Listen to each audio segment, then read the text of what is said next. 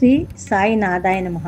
శ్రీ సాయి సచ్చరిత్రము 5వ రోజు పారాయణము, సోమవారం 31వ అధ్యాయము. బాబా సముఖంన మరణించిన వారు సన్యాసి విజయానందు, బలరాం మాన్కర్, తాత్యాసాహెబ్ నూల్కరు, మేఘశ్యాముడు పులి. ఈ అధ్యాయంలో బాబా సన్నిధిలో కొంతమందితో పాటు ఒక పులి కూడా మరణం పొందుటను కూర్చి హేమాది పంతు వర్ణించుచున్నాడు.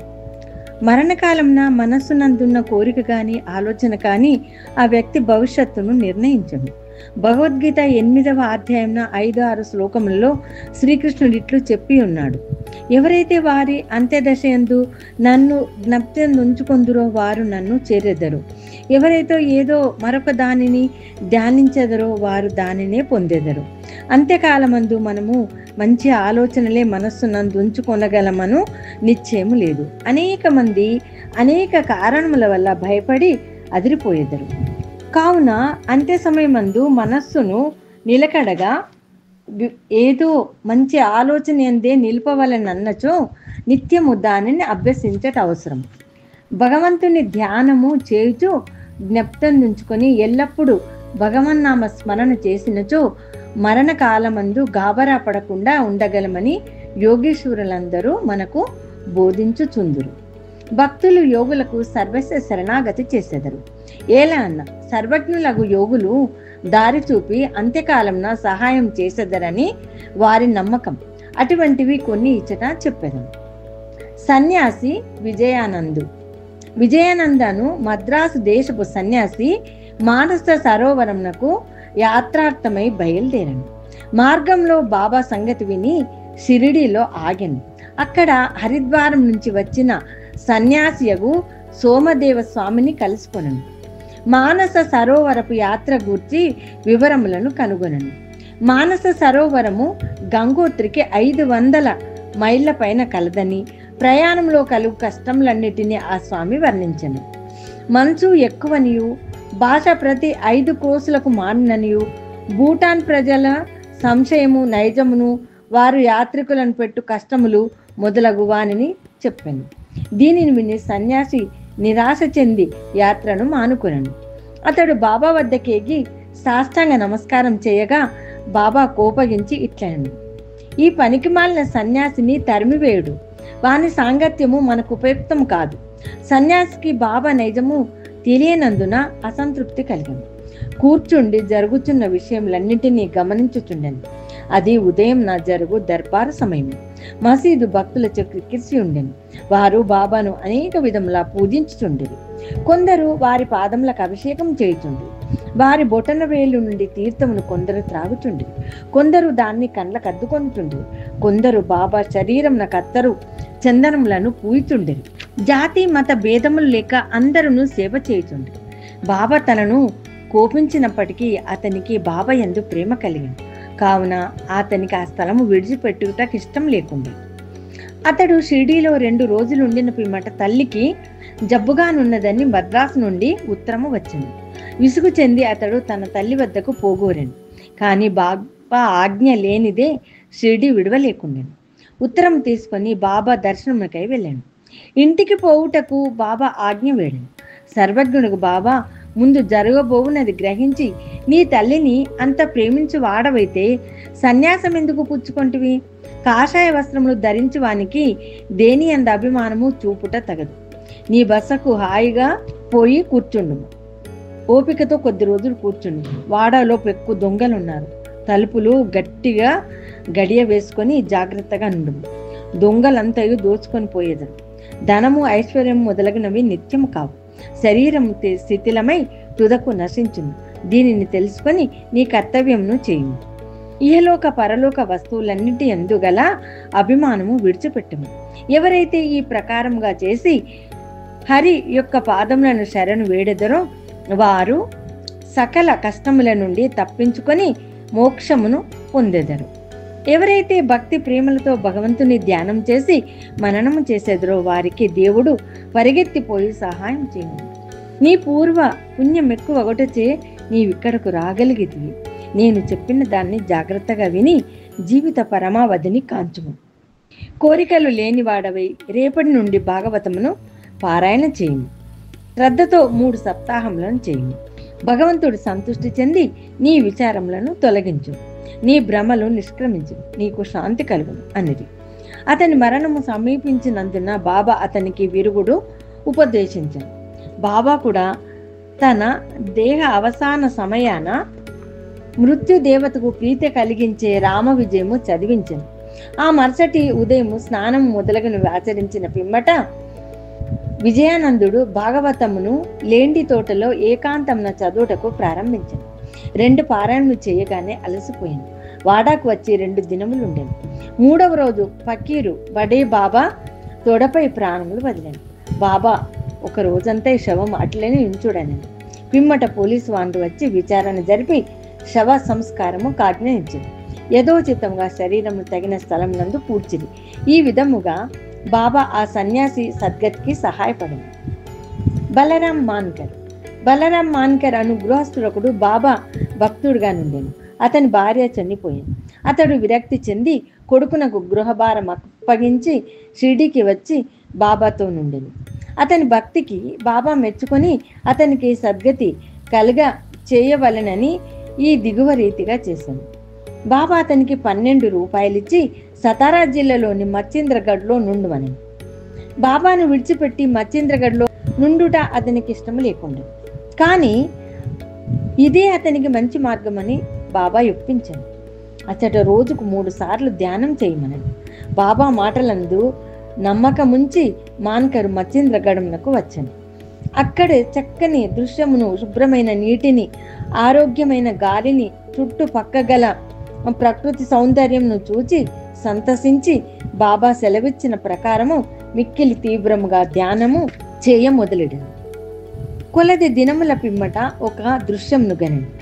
సాధారణంగా భక్తులు సమాధి స్థితి యందు దివ్యానుభవములను పొందెదరు. కానీ మాన్కరు విషయంలో అట్లు కాక చైతన్యమునకు వచ్చిన పిమ్మట దివ్య దర్శనము లభించింది. అతనికి బాబా స్వయముగా కనిపించను.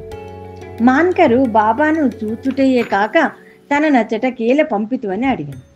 బాబా ఇట్లు చెప్పాను: షిరిడీలో అనేక ఆలోచనలు నీ మనస్సున లేచను.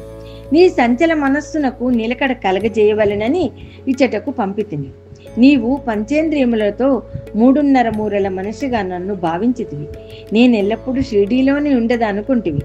ఇప్పుడు నీ విచట చూచిన నా రూపము షిరిడీలో చూచిన నా రూపంతో సమానంగా ఉన్నదా లేదా నిర్ధారింపు. ఇందుకే నిన్నిచ్చటికి పంపిద్దు. కొంతకాలం గడిచిన పిమ్మట మాన్కరు గడమును విడిచి బాంద్రాకు పయనమయ్యాను. పూనా నుండి దాదర్కు రైల్లో పోవాలని అనుకున్నాను. టికెట్ల కొరకు బుకింగ్కు ఆఫీస్కు పోగా అది మిక్కిలి క్రిక్కిరిసి ఉండేది. అతనికి టికెట్ దొరకకుండెను. లంగోటి కట్టుకుని కంబలి కప్పుకున్న ఒక పల్లెటూరి వాడు వచ్చి మీరెక్కడికి పోచున్నారని అడిగాను. దాదర్కని మాన్కర్ బదులు చెప్పాను. అతడు ఇట్లేను: దయచేసి నా దాదర్ టికెట్ తీసుకొను, నాకు అవసరమైన పని ఉండటచే దాదర్కు వెళ్ళుట మానుకుంటుని. టికెట్ లభించినందున మాన్కరు ఎంతో సంతోషించాను. జేబులోంచి పైకం తీయునంతలో నా జానపదుడు అంతర్ధానమయ్యాను. మాన్కర్ ఆ గుంపులో అతనికై వెదికాను, కానీ లాభం లేకపోయింది. అతని కొరకు బండి కదులినంత వరకు ఆగాను, కానీ వాని జాడయే కానరాకుండా. మాన్కర్కు కలిగిన వింత అనుభవములందు ఇది 2వది. ఇంటికి పోయి వచ్చి తిరిగి మాన్కర్ షిరిడీ చేరాను. అప్పటి నుంచి షిరిడీలోనే బాబా పాదములను ఆశ్రయించి ఉండెను. వారి సలహాలను అనుసరించి నడుచుకొనుచుండెను.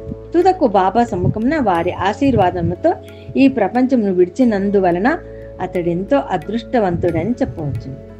తాత్య సాహెబ్ నుల్కర్ గురించి హేమాద్ పంతు ఏమీ చెప్పి ఉండలేదు. వారు షిరిడీలో కాలం చేసినారని మాత్రం చెప్పాను. సాయిల పత్రిక నుండి ఈ వృత్తాంతమును గ్రహించింది. 1909 సంవత్సరంలో తాత్య సాహెబ్ పండరిపురంలో సబ్ జడ్జిగా ఉండేను. అప్పుడు నానాసాహెబ్ చందోర్కరు అచ్చట మమలతదారిగా నుండెను. ఇద్దరు చాలాసార్లు కలుసుకొని మాట్లాడుతుండేది. తాత్య సాహెబ్కు యోగుల యందు నమ్మకం లేకుండే. నానాసాహెబ్కు వారి యందు మిగుల ప్రేమ. అనేక పర్యాయములు నానాసాహెబ్ నూల్కర్కు బాబా లీలలను చెప్పి షిరిడీకి పోయి వారి దర్శనం చేయమని బలవంత పెట్టాను. తుదకు 2 షరతులపై నూల్కరు ఒప్పుకొను. అందులో ఒకటి బ్రాహ్మణ వంటవాడు దొరకవలెను. రెండవది, బహుకరించుటకు చక్కని నాగపూరు కమలాఫలములు దొరకవలెను. భగవత్కటాక్షంచే ఈ రెండును తటస్థించెను. ఒక బ్రాహ్మణుడు నానాసాహెబ్ వద్దకు రాగా అతడు వాని తాత్యాసాహెబ్ నూల్కర్ వద్దకు పంపెను. ఎవరో గాని 100 కమలాఫలములను నూల్కర్కు పంపిరి.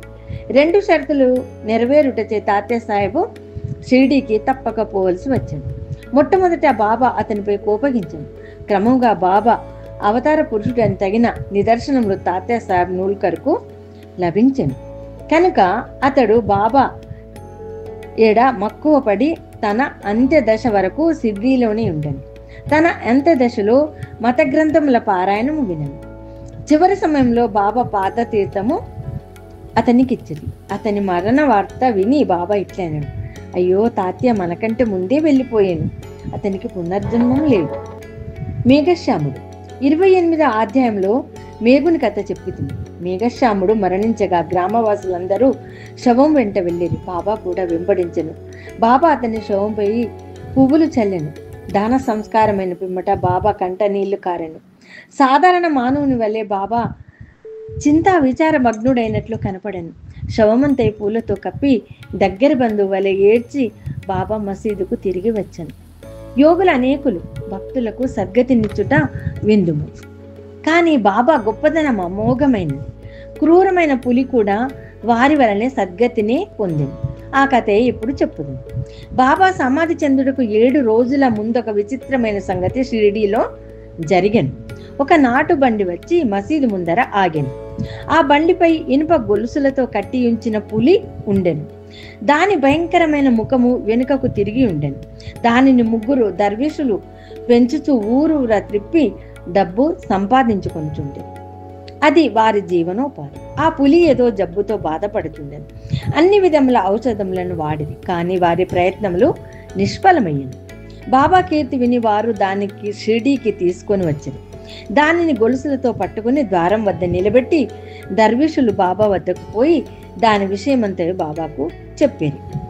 అది చూచుటకు భయంకరంగా నుండి జబ్బుతో బాధపడుచుండెను. అందుచే అది మిగిల చికాకు పడుచుండెను. భయాశ్చర్యములతో ప్రజలందరూ వాని వైపు చూచుండిరి. బాబా దాన్ని తన వద్దకు తీసుకొని రమ్మనను. అప్పుడు దానిని బాబా ముందుకు తీసుకొని వెళ్ళిరి. బాబా కాంతికి తట్టుకొనలేక అది తలవాల్చను. బాబా దాని వైపు చూడగా నది బాబా వైపు ప్రేమతో చూచను. వెంటనే తన తోకను నేలపై 3 సార్లు కొట్టి తెలివి తప్పి కింద పడి చచ్చాను. అది చచ్చుట చూచి దర్వేషులు విరక్తి చెంది విచారంతో మునిగిరి. కొంతసేపటికి వారికి తెలివి కలిగింది. ఆ జంతువు రోగముతో బాధపడుతూ చచ్చుటకు సిద్ధముగా నుండుటచే అది బాబా సముఖంన వారి పాదముల వద్ద ప్రాణములు గోల్పోట దాని పూర్వజన్మ పుణ్యమే అని భావించింది. అది వారికి బాకి పడి ఉండెను. దాని బాకి తీరిన వెంటనే అది విమోచనం పొంది బాబా పాదముల చెంత ప్రాణములు విడిచింది. యోగుల పాదముల కడ వినమ్రులై ప్రాణములు విడిచివారు రక్షింపబడుతారు. వారెంతో పుణ్యం చేయనిదే వారి కట్టి సద్గతి ఎట్లు కలుగును. 31వ అధ్యాయం సంపూర్ణం. సద్గురు శ్రీ సాయినాథార్పణమస్తు. శుభం భవతు. షిరిడి వాసా సాయి ప్రభో, జగతికి మూలం నీవే ప్రభో. దత్త దిగంబరావతారం, నీలో సృష్టి వ్యవహారం. కరుణా సింధు కరుణించు, మాపై కరుణా కురిపించు. సర్వము నీకే అర్పితము, పెంచును భక్తి భావమును. షిరిడి వాసా సాయి ప్రభో, జగతికి మూలం నీవే ప్రభో. దత్త దిగంబరావతారం, నీలో సృష్టి వ్యవహారం.